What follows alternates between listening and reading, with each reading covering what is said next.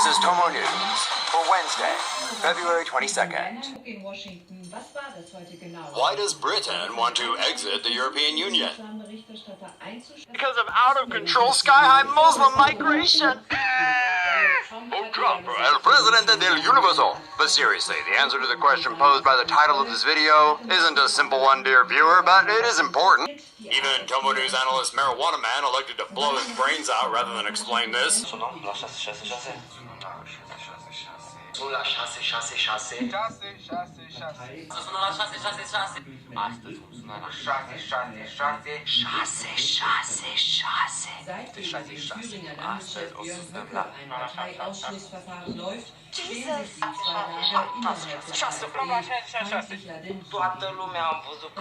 In the cloak and dagger realm of British statecraft, Europe has long been the elephant in the room. But if you think it's just because of migrants and the free state cash and health insurance they're supposedly showered with upon entry, then you'll find you're actually quite right. But we'd be doing you a disservice if we left it at that. Many British believe their government treats EU migrants better than themselves. Blame for this is largely placed on European laws, which override British laws. As it currently stands, EU migrants entering the UK can work freely and claim state welfare, such as unemployment, healthcare, and child benefits. Britons can also do the same in any other EU country. British Prime Minister David Cameron renegotiated these issues so that EU migrants can only claim benefits after living in the UK for 4 years. Cameron also ensured that Britain would permanently be able to keep using the pound and protect the UK from the sometimes volatile Eurozone. The uncertainty caused by the UK's European future has shook the markets, with many uncertain how the continent will look if Britain votes to leave. The contention has led to the UK's in or out EU referendum on June 23, 2016, also known as the Brexit vote. So in review, a simple answer to why does the UK want to break up with the EU may simply be that Europe enjoys taking a crap on British law, and Britons don't like being crapped on. Except for those pesky Scottish nationalists.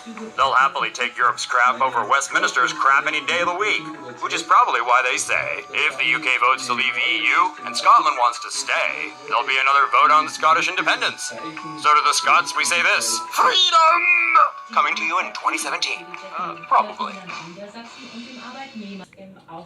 Man caught smuggling items into prison with a fishing line. A British man and his 26-year-old girlfriend have been caught attempting to smuggle several items, including a McDonald's McMuffin, into Wormwood Scrubs, a men's prison in London. Carl Jensen and his girlfriend, Lisa Mary Hutchinson, eschewed typical forms of covert communication, i.e. carrier pigeons, and decided to get a little more creative. The couple loaded a wash bag with various drugs, a bottle of vodka, a mobile phone, SIM cards, USB chargers, and a smartwatch, as well as a knife, a Kinder Surprise egg, and 2 McDonald's McMuffins. Jensen then attached the thoughtful care package onto a fishing line and stood around while appearing to be on his cell phone as his buddy in the prison reeled it in.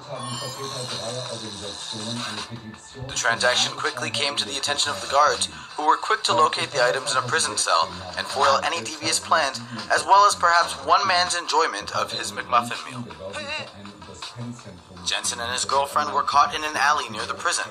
Jensen has been sentenced to jail for 2.5 years, while his girlfriend was given a 12-month community order. Researchers develop new ways to fight superbugs. Drug-resistant superbugs have rendered many antibiotics ineffective. But now there's hope.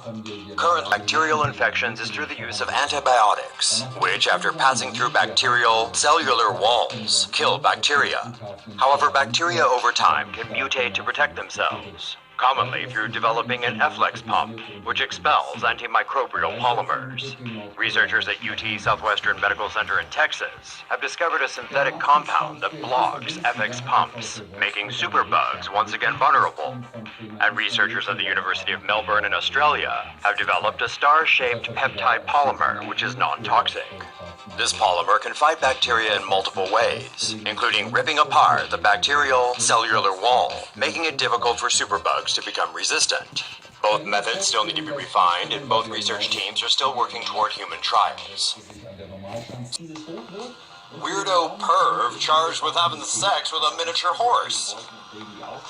Pennsylvania man has been arrested and charged for molesting a miniature horse.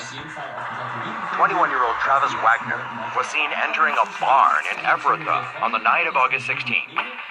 It's alleged Wagner went to the barn, which houses cattle and a miniature horse, for one purpose only, to have sex with that horse. He later admitted to achieving orgasm inside the poor animal after 10 minutes. Witnesses saw him leaving the barn, wrote down his license plate number, and reported him to police. Police tracked Wagner down at his own home. He admitted that not only had he entered the barn to have sex with a tiny horse, but also that he'd done so on at least 2 prior occasions. Wagner was charged with felony burglary and sexual intercourse with an animal and released on bail. Dead waitress found inside a dumbwaiter. Brooke Bowers, a member of the Winona State University gymnastics team, was found dead Monday night. Her body was stuffed inside a dumbwaiter at the Wing Dam Saloon and Grill in Fountain City, Wisconsin. Bowers was an employee at the restaurant and was working at the time of the accident. Investigators are still trying to figure out exactly how she ended up inside the dumbwaiter. Although it's possible that foul play led to Bowers' death, police say they don't suspect criminal activity.